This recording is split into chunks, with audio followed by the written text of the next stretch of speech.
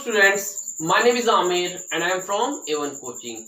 So students, last video में हमने बात की थी कि ऑब्जेक्टिव्स ऑफ अकाउंटिंग क्या होते हैं और उससे पहले हमने देखा था कि अकाउंटिंग क्या होती है, उसकी क्या क्या कैरेक्टरिस्टिक्स होती हैं। तो मैंने अपनी इस चैप्टर की 3 वीडियोस आप लोगों को दे दी हैं और मैं लिंक डिस्क्रिप्शन में दे रहा हूँ। जो लोग इस वीडियो को पहली बार देख रहे हों वो लोग जाके पहले उस वीडियो को देखें ताकि उनको ये वीडियो अच्छे से समझ में, ये टॉपिक उनको अच्छे से क्लियर हो पाए। ठीक है, तो चलिए वीडियो को स्टार्ट करते हैं। और आज की वीडियो में हम बात करेंगे कि यूजर्स ऑफ अकाउंटिंग क्या होते हैं और साथ में देखेंगे एडवांटेज एंड डिसएडवांटेज क्या होते हैं हमारे अकाउंटिंग के। और इसके बाद छोटा सा टॉपिक बचेगा वो मैं नेक्स्ट वीडियो में कंप्लीट करा दूंगा और आपका फर्स्ट चैप्टर अकाउंट्स का कंप्लीट हो जाएगा। तो बिना देर करे चलिए वीडियो को स्टार्ट करते हैं। और जो लोग चैनल पहली बार आए हो वो चैनल को सब्सक्राइब कर दें ताकि मेरी आने वाली लेटेस्ट वीडियो आपको टाइम टू टाइम मिलती रहे। तो चलिए वीडियो को स्टार्ट करते हैं। तो यूजर्स ऑफ अकाउंटिंग, तो यूजर्स ऑफ अकाउंटिंग इसका मतलब क्या हुआ? तो अकाउंटिंग का यूज किसको, कौन लोग करते हैं? ठीक है, अकाउंटिंग की जरूरत किसको पड़ती है, यूजर्स कौन होते हैं उसके। ठीक है, तो 2 लोग होते हैं, फर्स्ट होता है इंटरनल एंड सेकेंड होता है एक्सटर्नल। तो भाई अब इंटरनल क्या होता है? तो देखिए इंटरनल का मतलब होता है कि जो घर के लोग हुए, जो अंदरूनी लोग हुए, मीन्स सब, जैसे मान लीजिए जो कंपनी को चलाते हैं, डायरेक्टर हो गए, मैनेजर हो गए, जो उसका ओनर हो गया, एम्प्लॉइज हो गए, ये सब कौन हुए? इंटरनल लोग हुए। ताकि अकाउंटिंग का यूज करते हैं ताकि फ्यूचर में जो भी डिसीजन लेना हो अकाउंटिंग की हेल्प से वो बिजनेस को ग्रो करने के लिए अकाउंटिंग की हेल्प से वो डिसीजन ले सके। ओके, और दूसरे कौन होते हैं? एक्सटर्नल। अब एक्सटर्नल क्या होते हैं? एक्सटर्नल मतलब जो है बाहर के लोग जो होते हैं। बाहर के लोग मतलब जैसे मान लीजिए आपका बैंक हो गया। कौन हो गया? बैंक हो गया। अब आप मान लीजिए सपोज आपको किसी भी बिजनेस में लोन की जरूरत है, आपको पैसे की जरूरत है, तो क्या बैंक आपको एक बार में पैसा देगा? सपोज मान लीजिए आप एक बिजनेसमैन है और आप कहाँ गए? बैंक में गए और आपने बोला भैया मुझे लोन चाहिए 2 लाख रुपए का। तो क्या बैंक आपको एक बार में 2 लाख रुपए दे देगा? नहीं देगा। वो क्या करेगा? आपका अकाउंटिंग चेक करेगा, आपका अकाउंट चेक करेगा, देखेगा कि आपके रिकॉर्ड कैसे हैं, आप कैपेबल भी हैं कि आपको जो बैंक लोन देगा क्या आप उस पैसे को आप वापस करने के लायक हैं, कहीं आप पैसा लेके भाग गए तो। इसलिए अकाउंट्स की हेल्प पड़ती है, वहां पर अकाउंटिंग की हेल्प पड़ती है ताकि आप बैंक को दिखा सकें और बैंक आपको लोन दे सके। तो इन लोगों को अकाउंटिंग की हेल्प लेनी पड़ती है, अकाउंटिंग की जरूरत पड़ती है, इंटरनल एंड एक्सटर्नल। क्लियर है यहाँ तक? तो यूजर्स ऑफ अकाउंटिंग कौन कौन होते हैं? Internal and external. ओके, तो चलिए अब आगे देखते हैं कि एडवांटेज ऑफ अकाउंटिंग क्या क्या होती है। भाई किसी भी चीज को आप करते हैं तो उसके कुछ ना कुछ फायदे होते हैं और कुछ ना कुछ नुकसान होते हैं। तो अभी हम देखते हैं कि अकाउंटिंग के क्या क्या फायदे हैं। ओके, तो फर्स्ट है हमारा रिप्लेसमेंट ऑफ मेमोरी। अब रिप्लेसमेंट ऑफ मेमोरी का मतलब क्या है? देखिए आप कभी भी, हम एक इंसान की मेमोरी इतनी तेज नहीं होती है कि आप सारी चीजें याद कर सके। और जब हम कभी भी कोई भी बिजनेस करते हैं तो उसमें कम से कम डेली हजारों ट्रांजैक्शन होते हैं जो कि एक इंसान उसको अपने माइंड में याद नहीं कर सकता है। But with the help of accounting, accounting की हेल्प से आप उन सारे ट्रांजैक्शन को क्या कर सकते हैं? रिकॉर्ड कर सकते हैं। इसलिए क्या होता है, पहले एडवांटेज क्या है? रिप्लेसमेंट ऑफ मेमोरी, ताकि आप कभी भी कोई भी चीज भूल जाए तो आपको अकाउंटिंग देख के वो सारी चीजें याद आ जाएगी। ओके, अब सेकेंड टॉपिक क्या है, सॉरी सेकेंड पॉइंट क्या है? Provide complete and systematic record. अब अकाउंटिंग क्या करता है? आपको पूरा प्रोवाइड करता है, कंप्लीट सिस्टमेटिक रिकॉर्ड्स आपको प्रोवाइड करता है कि आपने कहाँ पे सारे पैसे खर्चा किए, परचेस में कितने समय पैसे खर्चा किए, आपने कितने पैसे उधार में दिए हैं, कितने पैसे आपने अर्निंग की है, क्या आपको प्रॉफिट हुआ है, क्या आपको लॉस हुआ है। आपके बिजनेस में आपको टोटल प्रोवाइड करता है सिस्टमेटिक रिकॉर्ड्स। ओके ओके, तो थर्ड पॉइंट क्या है? Enable comparative study.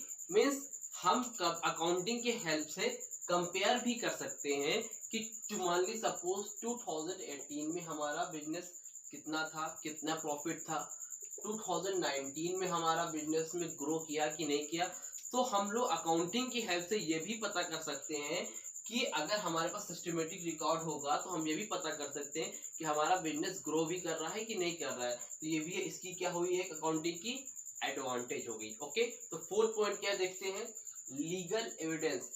अब लीगल एविडेंस का मतलब यहाँ पर क्या है, लीगल एविडेंस का मतलब ये होता है सपोज आपके बिजनेस पर कभी कोई केस हो गया, किसी ने आपके ऊपर केस कर दिया, तो अगर आपने अकाउंट्स अच्छे से बनाए हैं, आपने अकाउंटिंग पूरे सिस्टमेटिक वे में की है, आपके पास पूरे रिकॉर्ड्स हैं, तो आप वहां पर कोर्ट में आप दिखा सकते हैं कि देखिए सर मेरे तो सर पूरे सारे जो भी हिसाब किताब सब क्लियर है। तो ये आपके लिए एक एविडेंस की तरह भी आपके लिए क्या करती है, अकाउंटिंग काम करती है। उसकी 4 एडवांटेज क्या हुई, लीगल एविडेंस, क्लियर। फिफ्थ क्या है, राइजिंग लोन। तो अब आपको कभी लोन लेना होगा बैंक में, तो वहां पर आपको अपने अकाउंट शो करने पड़ेंगे, तो अकाउंटिंग आपको लोन लेने में भी आपकी हेल्प करती है। अगर आपके अकाउंट अच्छे रहेंगे, आपके बिजनेस प्रॉफिट में होंगे, तो आपको कम जो है बैंक क्या करेगा, आपको लोन दे देगा। या फिर आप किसी से भी उधार लेते हैं तो आपको वो अकाउंट्स अच्छे रहेंगे तो वो आपको लोन प्रोवाइड कर देगा। तो बच्चों ये हमारी क्या थी, एडवांटेज ऑफ अकाउंटिंग। और चलिए अब देखते हैं कि डिसएडवांटेज हमारी अकाउंटिंग की क्या क्या होती है। तो स्टूडेंट चलिए अब देखते हैं कि इसकी डिसएडवांटेज क्या क्या होती है हमारे अकाउंटिंग की। ओके, तो फर्स्ट क्या है, accounting is not fully exact. तो अकाउंटिंग में जो भी हम लोग अकाउंट्स बनाते हैं, जो भी अकाउंटिंग हम करते हैं, तो वो हमेशा एग्जैक्ट नहीं आती है। एग्जैक्ट क्यों नहीं आती है, उसका रीजन ये है कि सपोज मान लिए हम कोई बिजनेस कर रहे हैं, ठीक है, उसमें हमने एक क्या खरीदी, मशीन खरीदी। क्या खरीदी, मशीन खरीदी। और अकाउंट्स में हम लोगों को हमेशा एक चीज याद रखनी चाहिए कि हम लोग जब कभी भी कोई डिसीजन लेते हैं फ्यूचर के लिए, तो उसमें हम अजम्पशन मानते हैं, कुछ ना कुछ हमें सोचना पड़ता है, एज्यूम करना पड़ता है कि ऐसा होगा। तो जस्ट सपोज मानिए हमने एक मशीन खरीदी है अपने बिजनेस के पर्पज से, तो हमने सोचा कि 5 साल बाद इसकी वैल्यू, अभी मान लिए 1 लाख है, तो 5 साल बाद इसकी वैल्यू 50,000 की हो जाएगी। बट क्या ऐसा जरूरी है कि उसकी वैल्यू 50,000 की होगी? हो सकता है 30,000 की हो जाए, हो सकता है 70,000 की हो जाए। तो हमें एग्जैक्ट पता नहीं है कि इसकी वैल्यू कितनी घटेगी, या हो सकता है 0 हो जाए, पूरी तरह से खराब हो जाए। हम बस एज्यूम कर रहे हैं ना कि इसकी वैल्यू घटेगी कि बढ़ेगी, हमें एग्जैक्ट पता नहीं है। तो एज्यूम करने की वजह से हमको फुली एग्जैक्ट रिजल्ट अकाउंटिंग में नहीं मिल पाता है। तो इसकी एक क्या डिसएडवांटेज है, accounting is not fully exact. Okay, तो सेकेंड इसकी क्या है disadvantage, ignore the qualitative elements. अब अकाउंट्स में हम लोग जितने भी ट्रांजैक्शन रिकॉर्ड करते हैं, ओके, तो वो क्या होते हैं, वो मॉनेटरी टर्म में होते हैं, मींस मनी से रिलेटेड होते हैं, जिसमें मनी पैसे का लेन देन होता है उसको हम रिकॉर्ड करते हैं अकाउंटिंग में। बट जहां पर पैसे का लेन देन नहीं होता उसको हम रिकॉर्ड नहीं करते। जस्ट सपोज मान लीजिए कि किसी की क्वालिटी, कोई भी आपका मैनेजर हो गया, जो भी आपके वर्कर्स है, जो उनकी क्वालिटी है, जो ऑनेस्ट है, ईमानदार है, उनकी क्वालिटी को हम लोग नोट नहीं करते हैं। जैसे एग्जांपल लिए, सपोज आपके मैनेजर और आपके स्टाफ में कभी क्या होता है, आपस में कुछ बहस हो जाती है, काम हो जाता है, जिसकी वजह से स्टाफ जो है आपका वहां पर वर्क नहीं करता है। तो उस वजह से जो आपका बिजनेस है वो इफेक्ट हो रहा है कि नहीं हो रहा है, तो उसकी वजह से जो फर्क आ रहा है, तो उस जो नुकसान है, क्या उसको हम अकाउंटिंग में नोट करते हैं? नहीं करते हैं। तो हम लोग क्वालिटेटिव एलिमेंट्स को उसमें नोट नहीं करते हैं। तो इस वजह से जो उसमें लॉस हुआ, जो उसमें फायदा हुआ, क्वालिटेटिव वजह से उसको हम नोट नहीं करते। तो ये भी हमारी एक क्या है, डिसएडवांटेज ऑफ अकाउंटिंग है, जिससे हमें फुली एग्जैक्ट रिजल्ट नहीं मिल पाता है। ओके, थर्ड क्या है, इनएक्यूरेसी। इनएक्यूरेसी क्या होता है भाई, जब हम लोग अकाउंट्स करते हैं उसमें बहुत जो अकाउंटेंट्स होते हैं, जो अकाउंटिंग करते हैं, तो वो क्या करते हैं कि उसमें बहुत से फ्रॉड कर देते हैं। एग्जैक्ट पिक्चर जो होती है वो हमें मालूम नहीं चल पाती है। मीन्स सपोज मान लीजिए जो है आपका डिप्रिसिएशन में वो अप एंड डाउन कर देते हैं, जो आपके स्टॉक उसमें अप एंड डाउन कर देते हैं, तो जिसकी वजह से हमें एग्जैक्ट पिक्चर नहीं पता कर पाती है। और ये भी हमारा क्या होता है, डिसएडवांटेज होता है अकाउंटिंग का। फोर्थ पॉइंट क्या है हमारा, अकाउंटिंग में लीड टू विंडो ड्रेसिंग। अब विंडो ड्रेसिंग, यहाँ पर एक वर्ड है विंडो ड्रेसिंग।